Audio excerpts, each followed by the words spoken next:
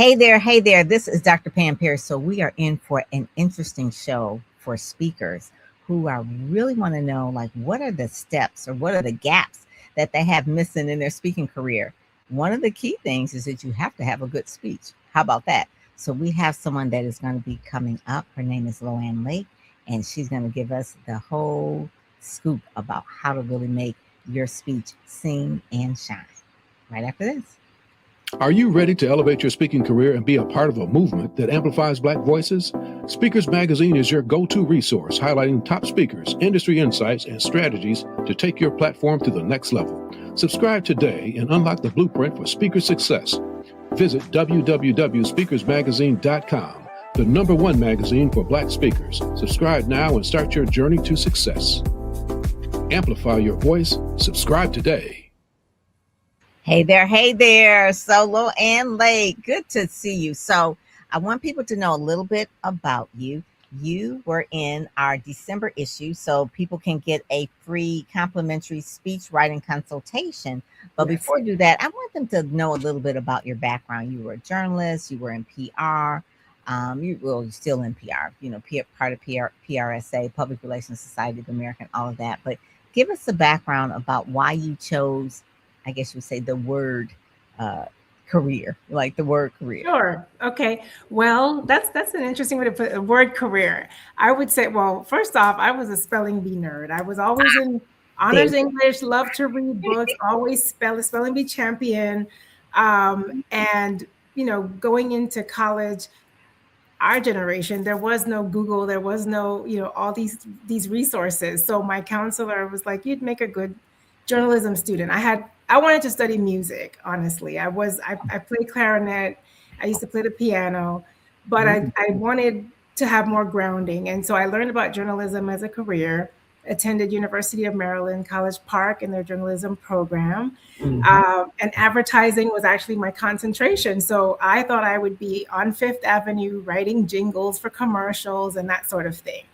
And I did an internship. So I'm originally from St. Thomas, U.S. Virgin Islands, and we had a Gannett-owned paper there for many years, which is where I did my internship at the Virgin Islands Daily News. And I learned about advertising in print, and it opened up a whole new world to me. And so I was able to sell advertising, learning the art of selling, and also write articles for the different publications that we were doing to sell ads, because back in those days you had a special section and you sold ads for it.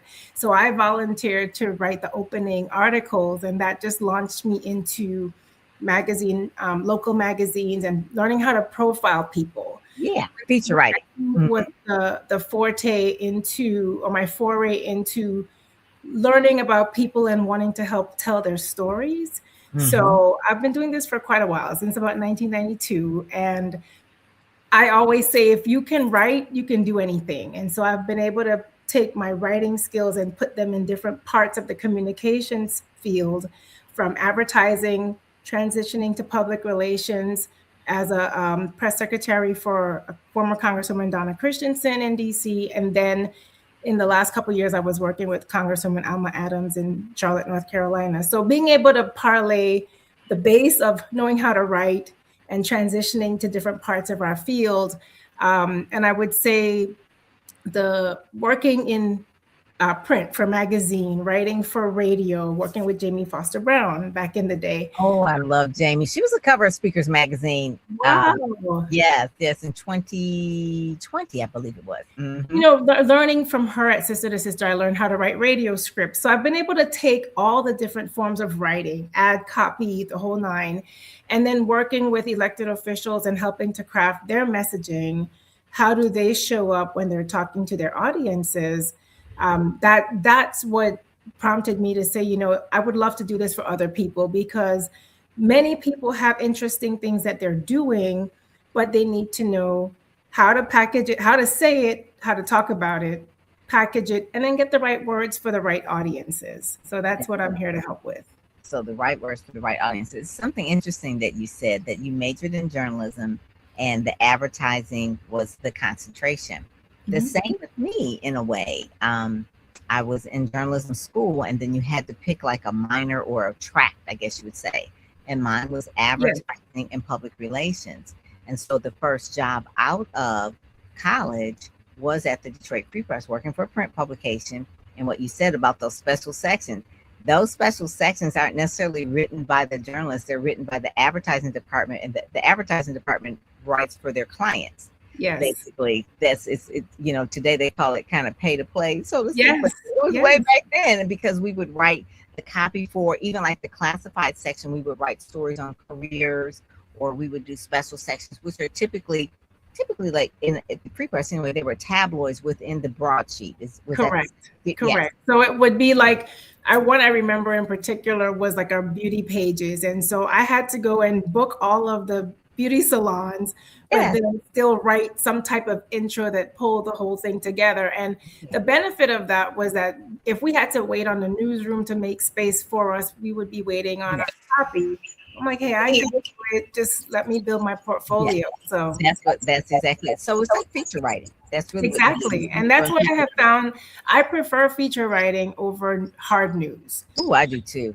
I do too. That is me for sure. I do not like the hard news. Actually, I think at one point I tried to be a hard news reporter and I got so tongue tied. I think I had to talk about murders and deaths. And I just was like, you know what, this is not me. So storytelling is really like the main thing that you are. So one of the things I want to know that, and pronounce the name of the company, because I want to make sure, and what the name means. Sure. So my company name is Gobi Marketing Group, GOBI, Gobi Marketing Group.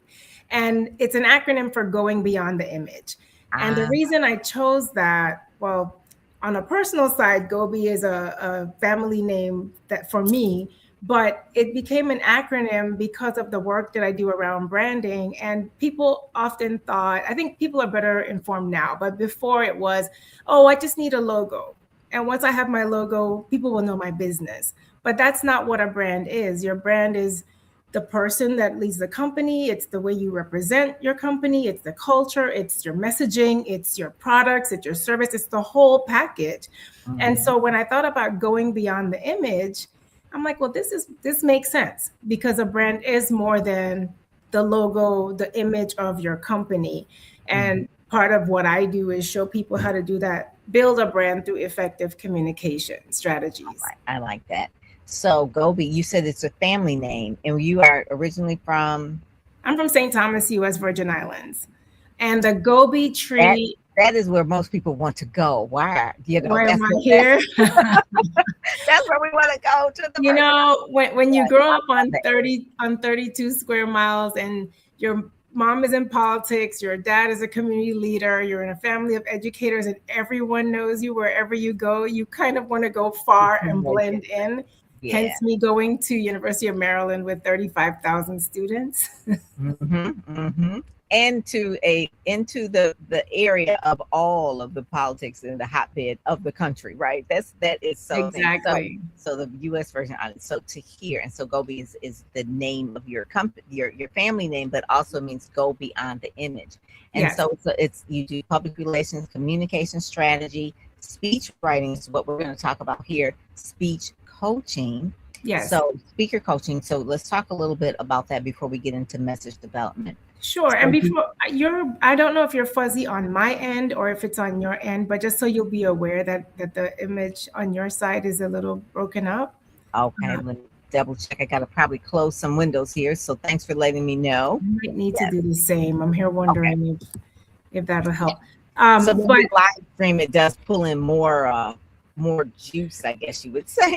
And so it's pulling from everything. So we got to close some windows. Yeah. Okay. All right. Is that better? Not yet, but I'm wondering, I don't want to stretch across and interrupt the flow, but I was going to turn the television on. All right. Good. All right. So tell us a little bit about, before we get into the speaker coaching part. The speaker coaching, you said that's what you wanted to know about? Yeah, what you said before we get into that, you want to talk really about speaker coaching in terms of voice quality, the rhythm, the pattern. What are some of the things that when you're teaching people about speaker coaching? Because there's some things that I guess you would say people think they can Google or they can put in Chat GPT, but speaker coaching is really hands-on. So kind of tell us a little bit about Sure, my that. process. So I, first of all, when I'm writing for someone who's giving a speech or working with them, I research how they've spoken before or the things that they write, or talk to them on the in a Zoom call, so that I kind of learn their style, their flow, the things that they would say. Especially as a congressional speechwriter, you're writing speeches that are pretty significant, and so the message has to be clear and sound like the person that's delivering it. So I spend some time getting to know the voice of the person that I'm working with. As a coach, then I look at the way the speech flows. So for instance, if someone was giving a TED talk, I had a client that came to me, her speech was pretty much written, but she wanted to tighten it up. So we went over it multiple times. I read through it and then started to make recommendations of where sections could move and kind of shift the way that it flowed so it would have a greater impact. Or we focused on what word could be replaced to have a stronger delivery. So, first off, you have to think about what it is you want to say. And then why are you saying that? Why is this topic important? Why is it relevant? And what is it that you're saying that people are going to gravitate to? Why should they care about what you're saying? Because no one wants to be spoken at.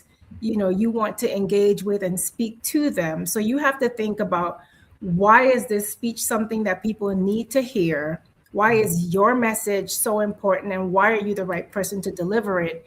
And from that perspective, I think it helps you to speak as if you're informing and really trying to make a difference in what someone walks away with.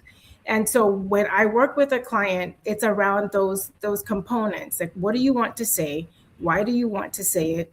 Why should people care about what you're saying? And then what is the takeaway? What is the action that you want them to do once they've heard what you said? Mm-hmm. And from those 4 parts, we look at how it could flow, how it needs to be rearranged, if it's tailored to the audience that you're speaking with.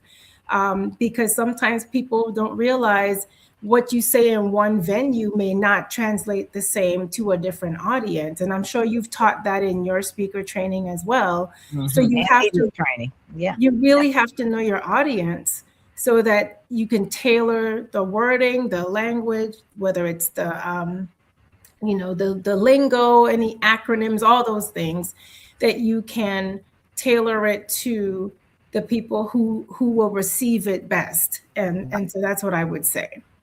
That is really it. Do you go into tonality at all, or body language? Or a lot of times with speakers, they teach speakers to pick a couple of people in the audience and look at them in the eye, or look like they're looking them in the eye, because sometimes when people talk, they have a tendency to look up or look away when they're thinking. So say, for instance, I'm thinking like, so those are the kind of things where you lose the audience. As you look up to look away, they also, their attention would go away. So do you go over that portion as well? I guess you would say the stage presence. Stage presence. If I'm doing media training for someone, I tend to do that. Yes. Fortunately, the individuals that I've worked with speech writing already had some experience with it, so they were comfortable on camera. But if I had someone who was brand new, I would definitely give them feedback, because what I have them do is stand up and deliver it to me as if I'm the audience, so that I can give honest feedback. And then we record it so that they can see what they look like and have the opportunity to make some tweaks there. So besides the words, the presentation is really important, even in terms of how they dress, how their tonality of how they sound, whether they're talking low or they're talking too loud, whether they are moving their arms or they're stiff. Those are the kind of things too that people really look at. And so now we get into the entire speech. So we always say that the open and close are the most important part. Mm-hmm. So that's that part, because I want people also to go for the speech writing consultation that you have available if you go to gobimarketinggroup.com. I want them to go there as well, so that you can get there. But kind of tell us a little bit about that in terms of your opening and the close. The in between part is important, but people want to get your attention at the beginning, and then they need to remember it at the end. So if I'm honest, we're all competing against everyone's phones these days between just honest distractions and then your telephone. So your speech might still be captivating, but in between, they're going to be checking emails or following up on work that they have to do. So it's really important to grab the attention when you command the stage. And good speech good speakers will often start with a story or something relevant and personal to draw the audience in. They may ask a question, they Yeah. might tell a joke. I think it depends on the personality. And Joel Osteen does that a lot when he does his sermons. He one thing always starts out with a joke. with a joke, and Joel Osteen. it depends on who it is. So one of the things, I'm sure we'll talk about is authenticity. So you don't want to practice an opening that doesn't feel comfortable to who you are, because then it will feel like you're trying too hard. So you have to think about what would be something that might have someone's interest perk when you say it, and it's all in how you come on the stage, walking in with confidence, Yes. going to whatever placement they have you at, or if you're doing a television interview, speaking directly to your audience, not looking away, as you said, and having something really captivating. I don't know what's a good example, but let's just say you just had a really great vacation somewhere far away and something caught your attention there. You could recall a story, draw people in, as long as it's tied to your topic, and then jump into the body of your speech. But the opening and closing are most important, because you want them to first pay attention and sit and really grasp what you're talking about.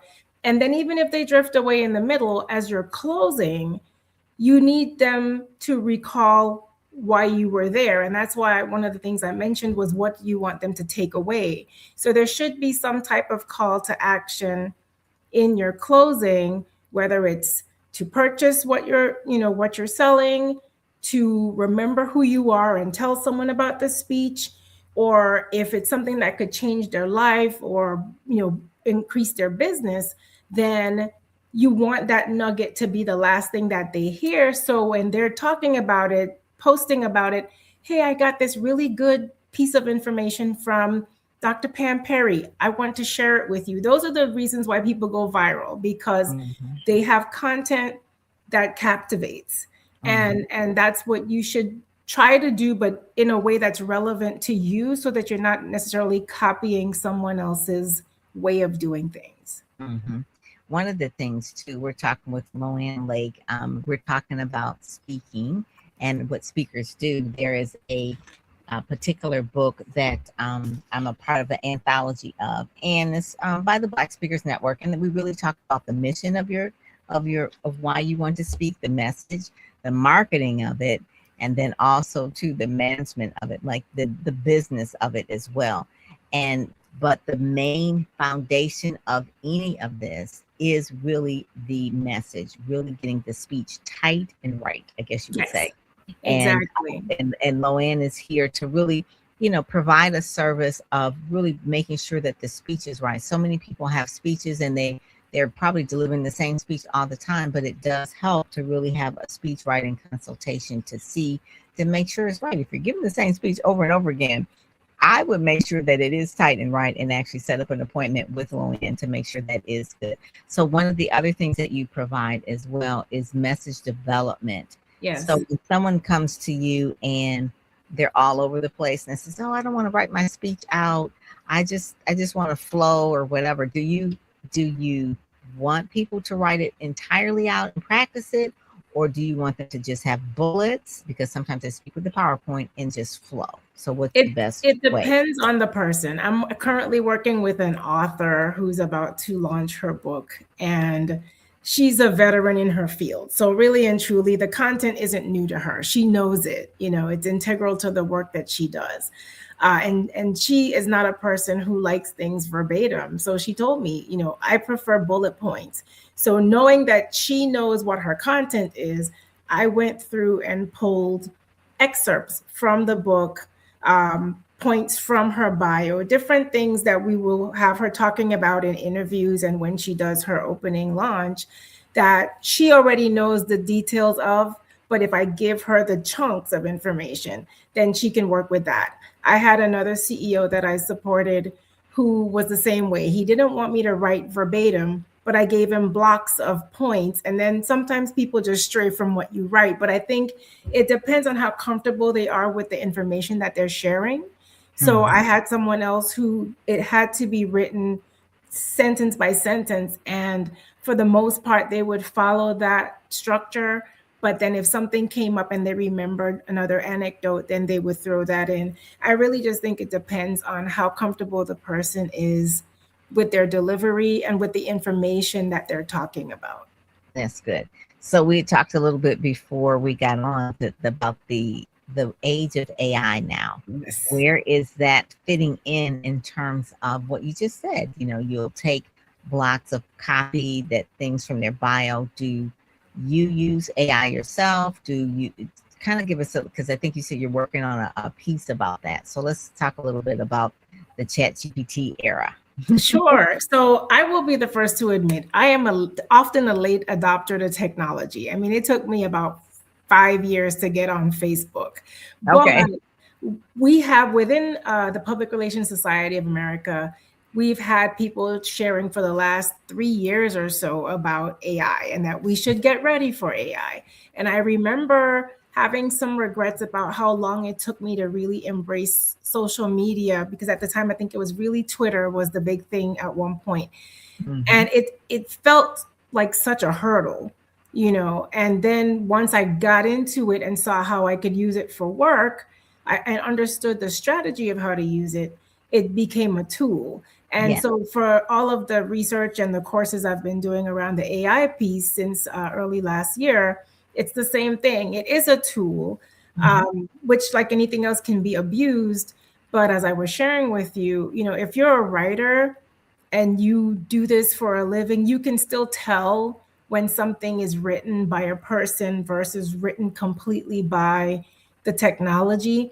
So I use it in my work as an editor often, or if I have to cut my word count, which has been a blessing, because, you know, if you're writing and you're in the flow, but you've only got 500 words for your piece, you've got to figure out how to edit it.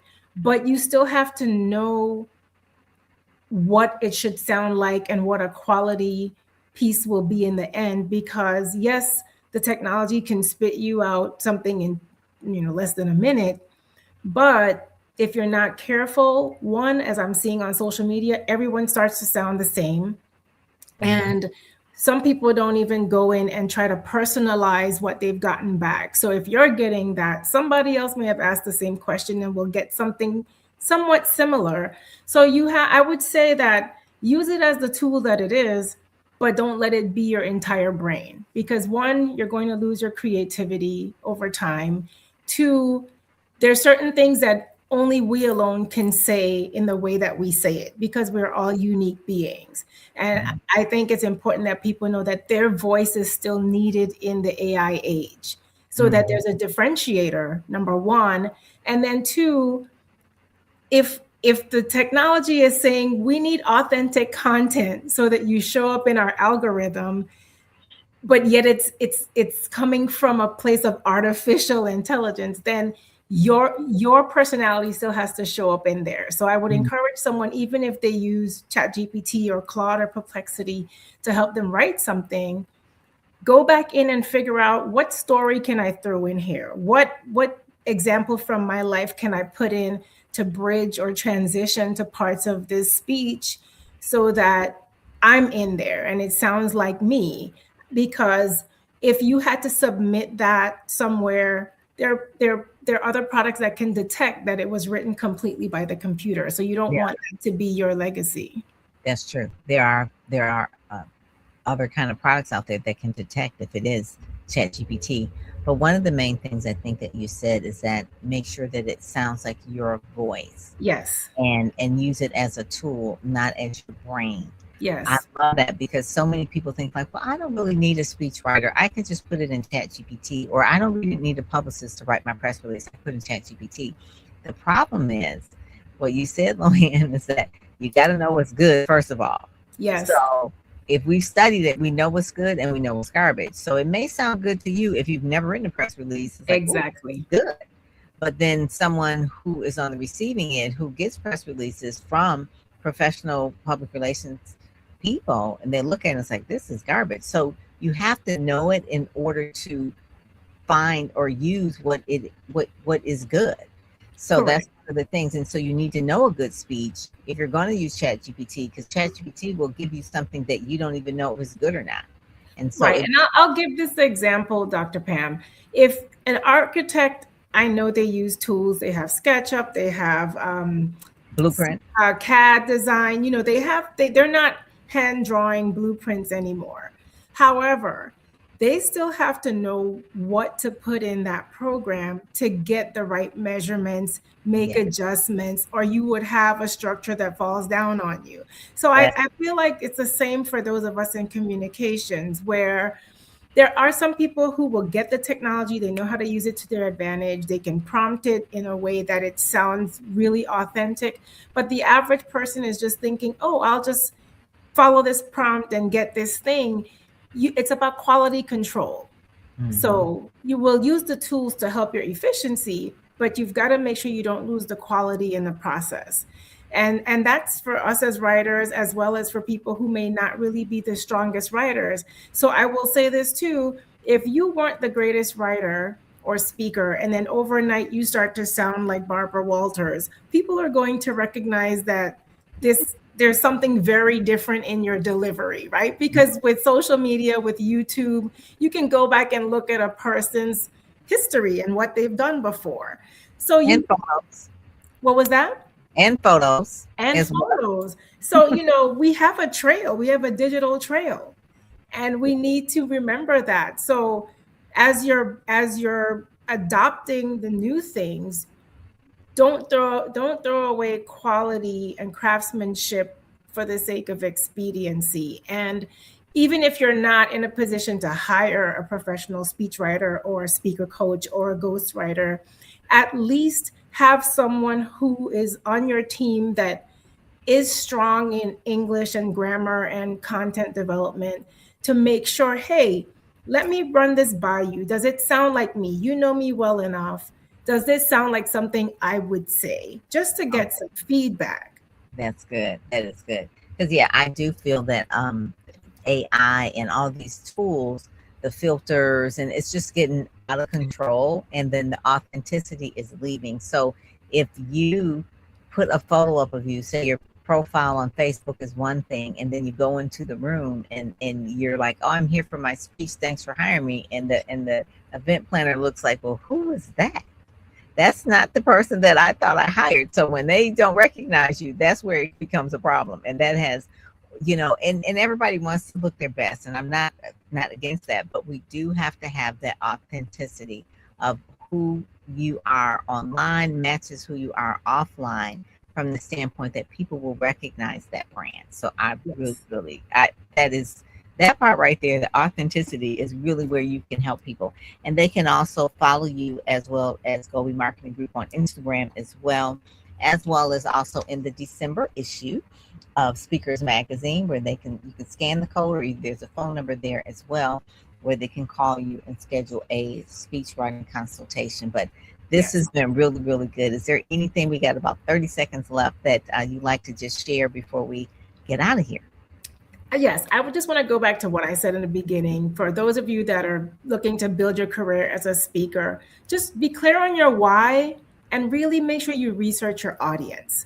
Because as I said, no speech should be so, yes, you're going to use some of the same framework, but it shouldn't be cookie cutter, because you also don't know who has seen you in other places. So you have to keep it fresh.